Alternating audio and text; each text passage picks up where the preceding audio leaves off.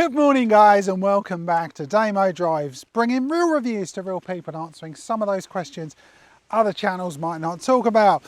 Now, it's not long before you'll only be able to buy electric cars. Now, it's thanks to Ford UK. They've given me the new Mustang Mach-E for a week, and I want to get to know what's it like to live with a car just an EV for a week, because at the moment I have a traditional petrol car.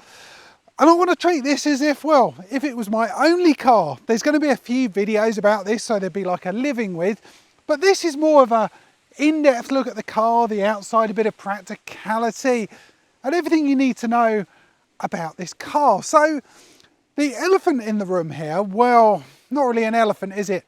The horse in the room, the Mustang in the room to be precise, is the fact this is a Mustang and it's not a Ford.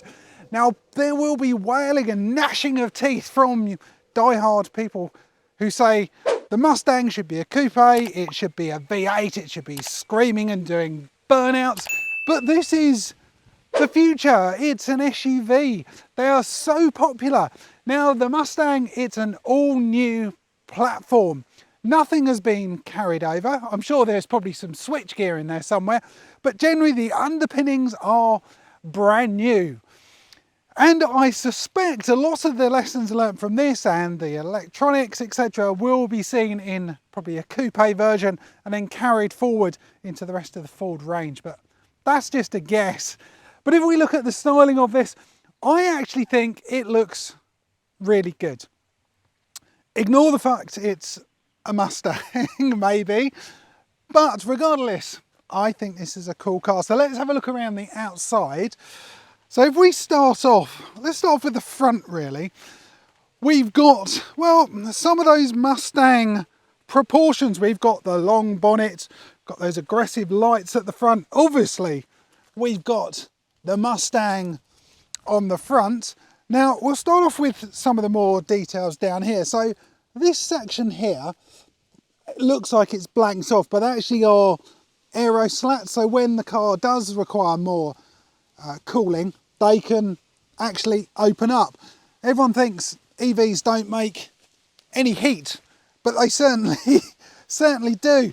This particular model, it's got the parking sensors at the front. You can get parking cameras, which will give you like a 360 view on the outside, but it's okay. I would have liked the cameras, but this is what I've been given. Round the side, we've got the bigger 19-inch wheels. This here, this is where you'd charge the car. So you've got like your normal charging, sort of 7 kilowatt charging at home, plug in with the old-fashioned style granny charger, you'd plug that in. If you can find a CCS high powered, you'd flip that down and open it up. When you are charging, this blue light will come on. Well, this segment shows the percentage of battery. And just to note, because I got stuck, you press that, which is really obvious now, and that will allow the cable to be pulled out. This is the four-wheel drive version, so we've got the Mach-E with a little 4 there. I do like the proportions down the side. It's got the sort of a wide stance, wide haunches at the back. Now this definitely gives away the Mustang styling, doesn't it? Those lights are, it screams Mustang. And I love the proportions of the back of it. I actually think this is a really pretty looking car. Yes, it's an SUV. It doesn't look, like the coupe version, but it's not actually supposed to, is it? Around the back as well, we've got a parking camera, all-wheel drive badge there, and again, more parking sensors. But this angle, I think, looks absolutely fantastic. This is also a nice styling feature, so this black strip here. Now if we stand back maybe a bit further, it gives it away. So it's supposed to give it more of a sleek coupe look. So you probably have to be further away. But yeah, it looks like the roof dips down further than it does. And in theory, when we get in the back, it shouldn't compromise headroom in there. Now something you may have noticed, or you probably won't have noticed, is there are no door handles. To get in, we've got a couple of options.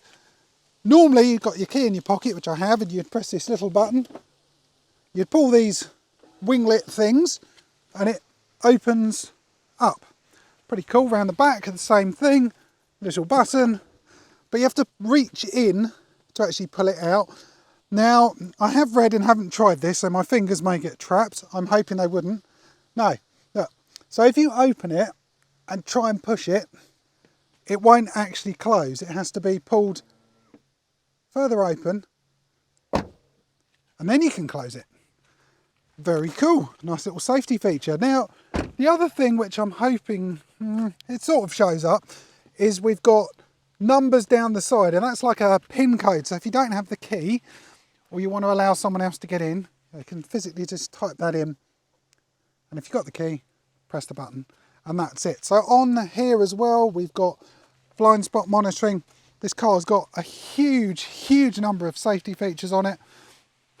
Red calipers on here as well, but yeah, I like it a lot. So we've got a couple of options here. So we have got a traditional boot, which is full of stuff. I have done some tests with boot size, which you will see. So it's a reasonable size boot. I think it's 410 litres. We have got a 12 volt socket here if you need it. We've got some lights, and we've got underfloor storage, which is good. So you've got a bit more room maybe to put your cables, and you've got the pump there. But the best place, to be honest, to put your cables is in the frunk or fruit, which is a front boot. Pull that, opens up, and you've got, I think it's 80 litres of storage under here. And I think that's actually a good amount. I mean, in here we've got the home charging traditional plug. We've also got a bag for the other type of charger. And I've actually got my rucksack in there as well. So I actually think that's a really good use of space. Now, interesting as well, I'll just take these out. So now there's a plug. So this is all, you could wash this off. So there's a drain hole down there. Let's move that across a bit. So if you did want to put dirty things in there, like maybe your boots after you've been for a walk or something like that, you could nicely put it in there. Now this is a funny little thing here. So this here, I think this is probably to do with the US. There's a emergency release switch in the side of this. So I've no idea how this would ever happen, but if someone was locked in here, they could press that to get out. I've no idea how you'd ever get in there. You would have to be incredibly small. My dog would fit in there, but he hasn't got fingers in order to press the button, and why on earth I'll be putting my dog in there, I do not know. And then you push it down, in theory. There we go. Bit of an extra shove to get that going. So that is the outside of the new Mach-E. I think it looks great, as I keep saying. No, it's not a Mustang. No, it won't do burnouts. Well, it might do, but I'm not going to give that a go. The GT probably would. So there we go. That's the outside of the car. I don't know what you guys think about it. I think it's good. We've got lots to talk about on the inside. We've got different battery ranges to discuss as well, the different models. What's the practicality like? What's it like in the back? So let's hop in and we'll have a chat around the inside of the cabin, because there's something in there which, well, it rather stands out. Don't need the key to get in. And here we go. Welcome to the inside of the Mach-E. The thing that really stands out has to be this absolutely huge 15.5-inch touchscreen. That's for the infotainment system, with a smaller, I think it's a 10-inch up here with sort of your vital information about the car when driving. Steering wheel is a good size. We've got red stitching around it, and right in the middle, just in case you forgot this, is a Mustang. You've got the pony on there running somewhere. Not sure where he's running to. We've got buttons on the left for the cruise control, buttons on the right for your audio system. Now, Down by my left leg, we've got 2 charging mats, which is great. They're rubberized, so your phone doesn't smash around. A couple of cup holders. Underneath this as well, because you haven't got a transmission tunnel, there's a load of room for storage, which is great. This car does have really good storage all round. Across here, it's like this, I don't know what you call it really. It's like a fabricy mesh looking thing, which looks good, but also that's one of your main speakers. It's got a 10 speaker system in here, which sounds really, really good. We've got some quite nice materials here. Yeah, they're not particularly soft. They are quite hard, but I don't go around stroking my dash. They're hard wearing is probably the best way of putting it. I mean, there's always going to be a compromise, isn't there, between quality of material and how soft it is, how plush it is, and cost. You know, they could have leather and Alcantara everywhere, but you'd probably spend another 15 grand on the car. But the overall layout is really nice. We've got some red stitching over on the left hand side. I like this sort of almost like a little shelf, and then just above that, between the speaker, you've got your air vents. Start button is over on the left hand side. Right, let's get the car started so we can have a look at the infotainment system. We're going to worry about like this section more when we're out driving because it makes a bit more sense. So foot on the brake, press the start button, everything comes into life. Oh, it gives me lots of warnings. Yes, I know the door's open and the rear's open. Shh, stop. There we go. So right, it's actually going to be quiet now. So I've got Apple CarPlay. The nice thing is once you've set it up once, it just automatically displays on there. I can just put it down on the wireless charging mat and it will, well, charge. I think the name gives it away. So I have got that here, and you can press your buttons and just swipe through as you would do if you've got an Apple phone. It also supports Android Auto as well. So if we press this button, it's a picture of a car over on the right. That comes up with all of your like car settings, and here like we've got drive modes, cameras, all the driver assistance. So you can, for example, press additional settings, and you've got dozens and dozens of different options here. So you've got your cruise control, and that's open up. You've got normal type of cruise, adaptive, lane centering, turn that on and off, speed recognition. Oh, there's lots and lots and lots going on in here. I've left it with the default because why wouldn't I? What else we got in here? So yeah, that's quite a good one. So the personal profiles, you can actually set up the car, each person to have their own profile. So it might be that you want the car to be in a certain mode and have your seat in a certain position, and you could save that against your key or maybe even a PIN number, and it will automatically adjust the car, which is a really nice feature to have. Yeah, this goes on for a very, very long time.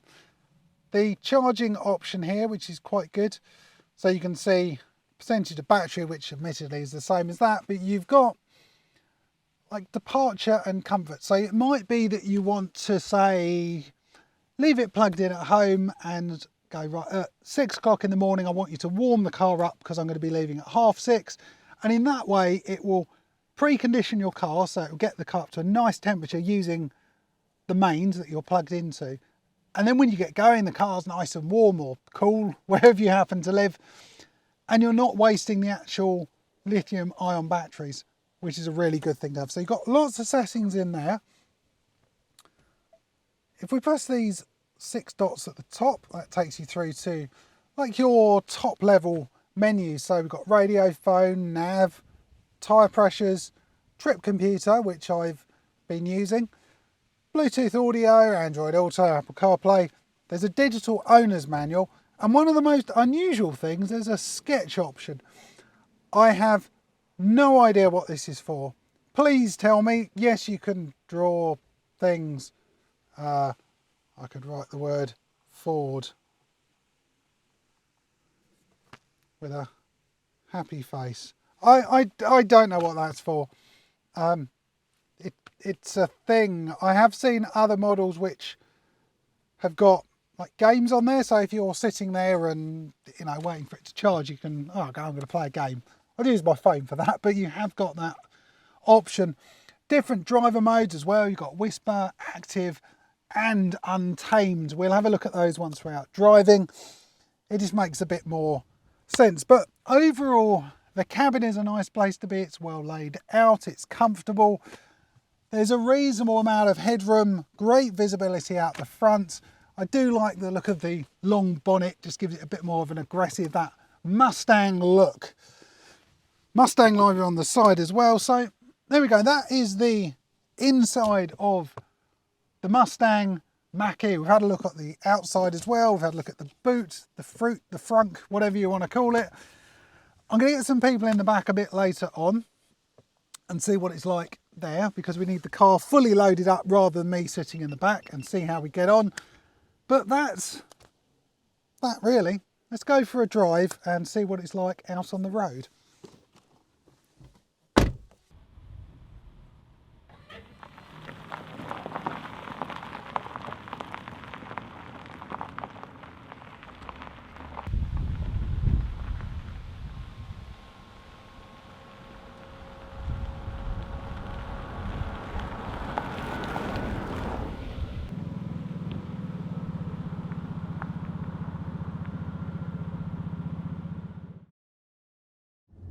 So question though, leg room in the back?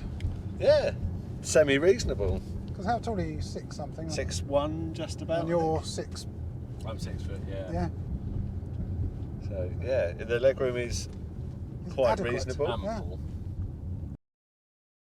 We've had a look around the outside of the car. I've done a bit of practicality. Had a look around the cabin, but now it's about the driving, some of the tech that's involved, and the various battery options and models that you can also buy, because there's quite a few of them. Now, this particular one is the all-wheel drive 68 kilowatt, and you'll get around, I think it's 248 miles WLTP.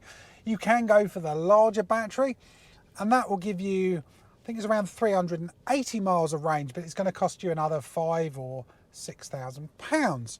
As I said, this is the all-wheel drive version. We've got a small electric motor on the front axle and a larger one on the back. You can go for the rear-wheel drive version, and that removes the small motor, and you've just got one at the back of the car. That will give you optimum range. And then you've got the new GT, which has got a big electric motor at the back and one at the front, and is Tesla quick, 63.7 seconds. Now this, on the other hand, this is, I've got to try and remember the numbers now, I think it's 269 brake horsepower, 560 newton meters of torque, 66.3 seconds. So it's a fast car. It's more about the instant torque that makes this car feel different when you're actually driving it. Now let's go over, I suppose, charging. We've had brief mentions of charging. This one, if you charge it at home, sort of in the granny charger 3-pin plug scenario, you're looking at like 25 to 30 hours. So not really a sensible option to go for. You've then got the 7 kilowatt, so that would be your like normal charger at home. You can leave that on sort of overnight, sort of 9 hours ballpark, and that will give you a full charge. Then if you can find a rapid charger, that would be 115 kilowatts this car can actually charge at. You're looking at 38 minutes from 10% up to 80. So that's quick, but it's a matter of finding one. And as I found out over the course of the week, there are none around me, which is a massive, massive pain in the posterior. Charging is the biggest barrier to entry for me. But anyway, let's skip over that bit. Driving modes, we've got 3 of those that we can quickly have a chat about. So you'd press the little car icon over on the touchscreen. You can then press, we've got whisper mode, so you press that, and their definition says seamless drive, calm and quiet.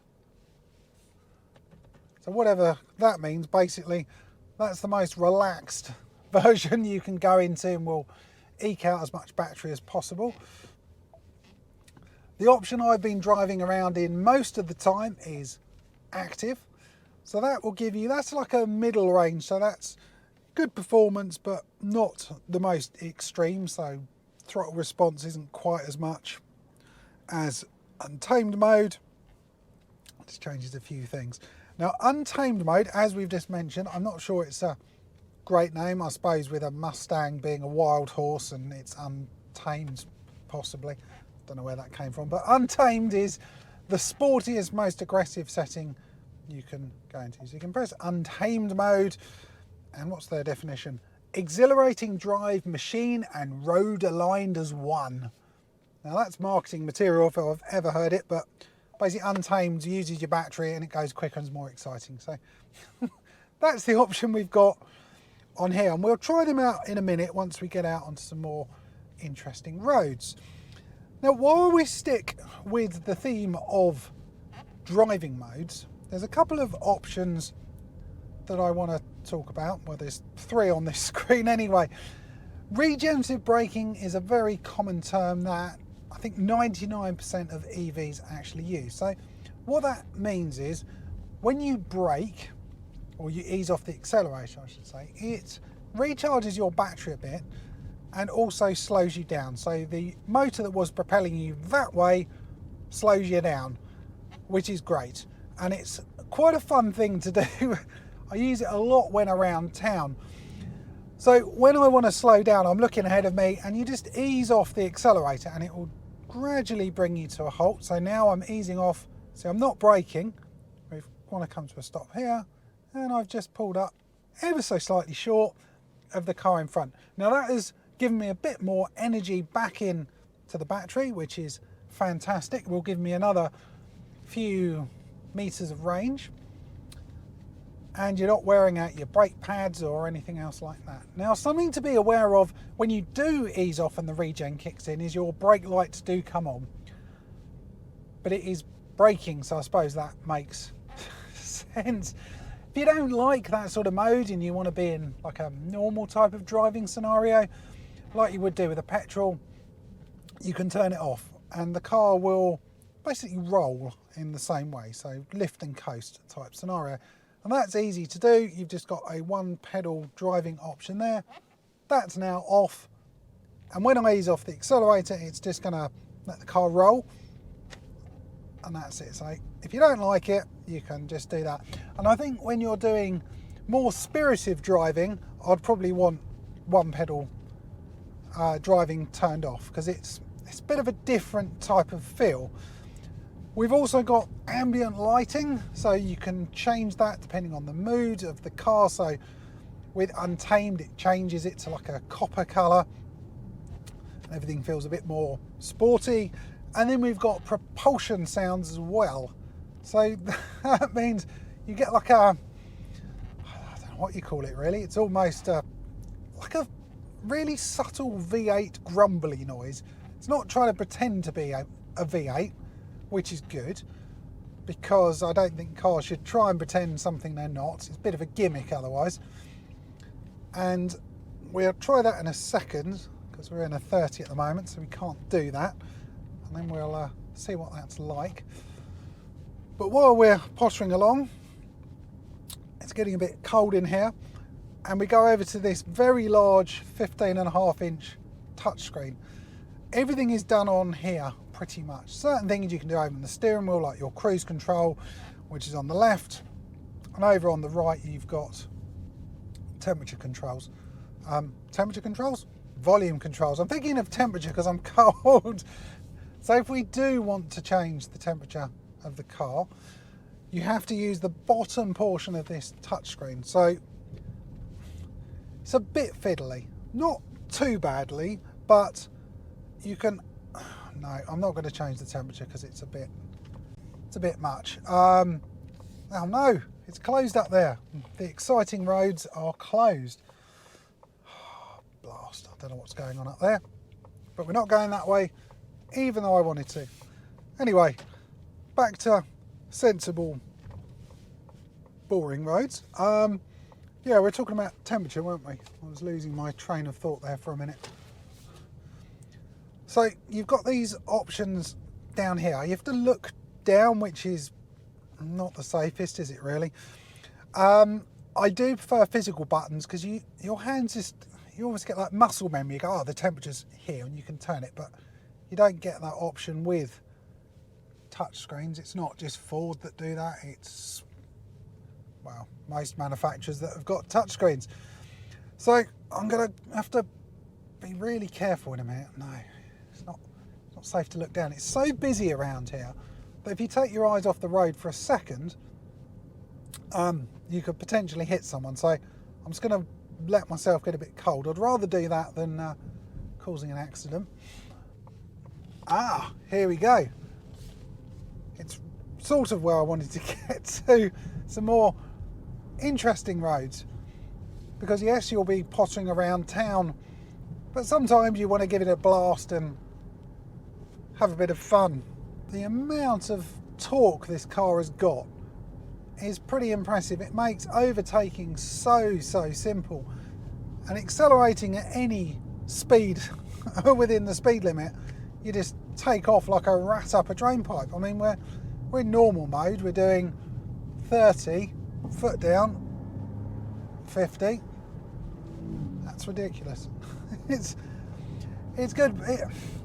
I am finding, being honest, it's not the sort of car I want to throw around that much. It's perfectly capable, I suspect, of doing that, which will try and push it a bit harder on these nice roads up here at Beachy Head. But I'm finding more than anything over the course of this week, I just want to potter around, and maybe I'm getting old or something, but general rule, I'm putting the active cruise control on and just pointing the car and putting some tunes on and just chilling. Maybe it is my age, I don't know.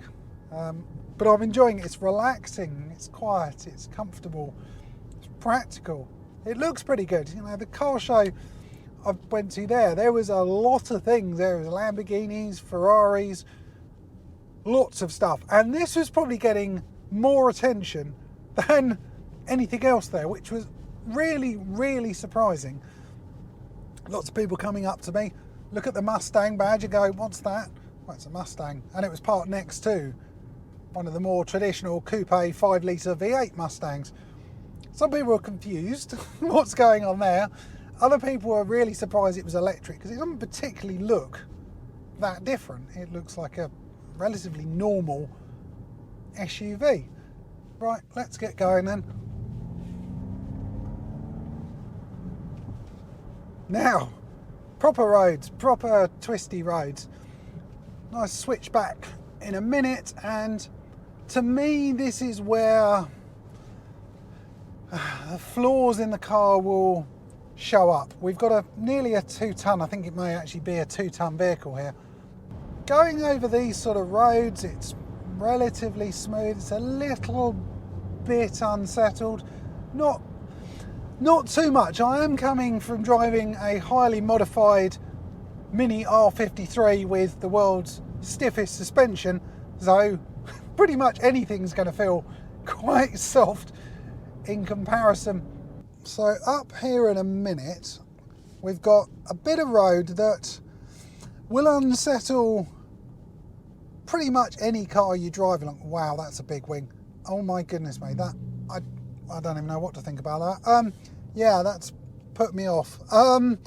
Yeah, so this bit of road in a minute will unsettle pretty much any car I've driven along here. It is so bumpy and undulating that it is very unforgiving. But we'll see how this car gets on. I mean, I'm hoping it does okay. The suspension setup does seem to be on the slightly firmer side of things, but that does mean it handles better. But this bit of road now, I mean, it is wobbling me around a bit.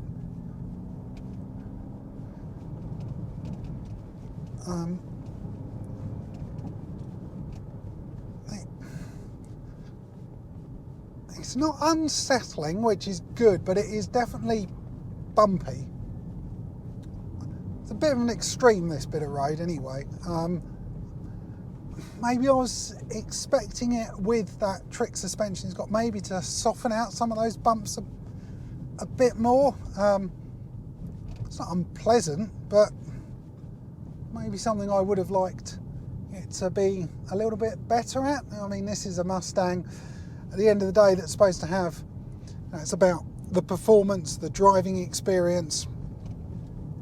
So it's got part of that Mustang-y thing going on, but maybe not quite as much as I would have liked it to be. Now this screen has to be the most dominant thing in this car. It is huge, absolutely huge. I think it's actually bigger than a Tesla. It's 15.5 inches with this smaller 10-inch on the top. But you do everything through here, absolutely everything. So the bottom part of it has got your heating temperature, and turn your heated steering wheel, heated seats off and things like that. The upper part of it is more about your settings, what you can do with the car, maps. This section here will show the Apple CarPlay or Android Auto if you've got it set up.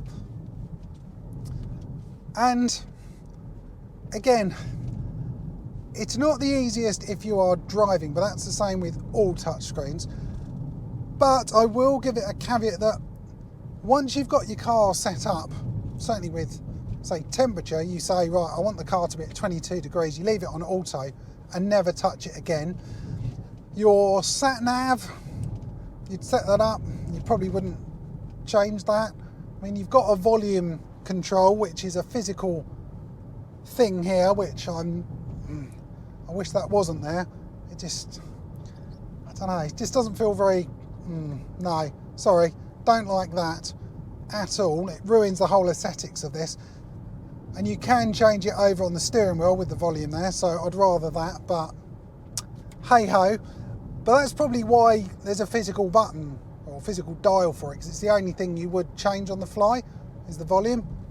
But like I said, you've got the controls here. Now there's so much tech on this car, it's very, very impressive. This isn't even the top of the range, so there's more bells and whistles that can come with it. But I'm going to talk about some of it and the main features I've been using over the past week. So the most commonly used one has to be the active cruise control in here. Active cruise control, you set the speed to whatever the road is, which it can actually do automatically, and then it keeps you at that speed based on the car in front of you as well. So if you set it at 60 and the car in front of you is doing, say, 40, it will keep you at 40 miles an hour. If they speed up, you speed up. And if you went, for example, from a 60 mile an hour limit down to a 30, it reads the traffic signs ahead of you, drops your maximum speed to 30, slows you down to 30, and when you come out the other side back into a 60, speeds you back up again. That, to me, is brilliant. I find that is definitely the most useful thing. You have got lane assist as well, so when it picks up on a central white line, it will keep you, it can aid you to keep your side of the road. I have found it's a little bit temperamental at times. Certainly roads like this, where the broken white lines and it just isn't clear, it doesn't quite know what to do. And I have found also, if you come up to like quite a sharp bend, it will deactivate, so it will beep at you and you have to take over control of the car. That's something about, you know, active cruise control. Well, all of these safety aids, they're aids to help you. It's not autonomous driving to take over, so keep your eyes on the road. Some of the other things I found useful, we have got blind spot monitoring. So if a car is over on my right hand side, so basically my blind spot, you get an amber light flashing up in the wing mirror, which is really good. It's also got cross traffic alert, so if you're reversing out of a junction, it will monitor what's behind you, and again it will bleep at you if a car is behind you or getting near. And there's another option that you can say automatically brake the car as well. I don't mean as in stop it working, as in apply the brakes. So that means you're not going to reverse out into anything. So I think they're really the main thing. Yes, it's got ABS and stability control, all of those normal things you'd find in a car, but they're the main ones I've been using. So it's a well appointed car. There are a few other things that would be nice. So you can get 360 cameras, so that means you can get, well, as it said, 360 degree view around you. Let's get around this cyclist. Yeah, so you can get a 360 degree view around you. Really helpful for when parking. You can have automatic parking, so you could do, you know, reverse into a bay or reverse parallel park, so it can do all that for you as well. Panoramic sunroof, not really a bit of tech as such, but I would have really liked that, because in here it's nice, but it's a little bit dark, and I think a bit more light into this cabin would have been good. It may be that you've got dark interior and dark seats, so I'd definitely spec that one if I got the chance and I was actually going to buy one of these. But overall, it's a lovely place to be. Very relaxing, very quiet. It's a great tool from going from A to B. So what are my final thoughts of the Mustang Mach-E? Does it deserve that Mustang on the steering wheel, on the front of the car? We know Mustangs are about performance. They're about sporting heritage. They're about going quick. It's about a V8. This car doesn't have any of those. It's the next generation of Mustang, really. The big shouty engines are going, as we all know, and everything's going to turn electric very, very soon. So we'll probably see the coupe with an electric engine. I don't know when it's coming out, but it certainly will be. But the car overall is really good. It's quiet, it's comfortable, it's practical. There's a good size boot. It looks smart. It's got plenty of poke off the mark. It handles pretty well. The only thing, when the roads are a bit undulating, I do find it maybe becomes a little bit unsettled. Not too much, but maybe slightly, considering the price of the vehicle, maybe I'd expect it to sort of even that out a bit, but it does handle well. So overall, I think it's good. My caveat to this, I would not buy one, and the reason for that is because I have nowhere to charge it. If you are considering getting a Mustang Mach-E, please make sure you've got the relevant charging places around you. Ideally at home, that's where you're going to make the big savings. Make sure you can actually charge it at home and get one of these home charging kits installed. Great. If you can't, make sure there's plenty of public charging around you. Rapid chargers are fantastic, but they do cost quite a lot of money. I'm doing another video just on charging and EV things, so I'll put a link up there if this comes out after, but I'll put a link in the description otherwise. So overall, the car is good, the infrastructure is not good. Well, in my area anyway. I hope you've enjoyed this video. I want to say a big thank you to Ford UK for lending me the car for a week. It's been really interesting and a really good way of getting to grips with the car, having it for a bit longer. Anyway guys, I hope you enjoyed this one. If you have, please give me a thumbs up. Comments are always welcome, and remember to click on the subscribe button. Thanks for watching.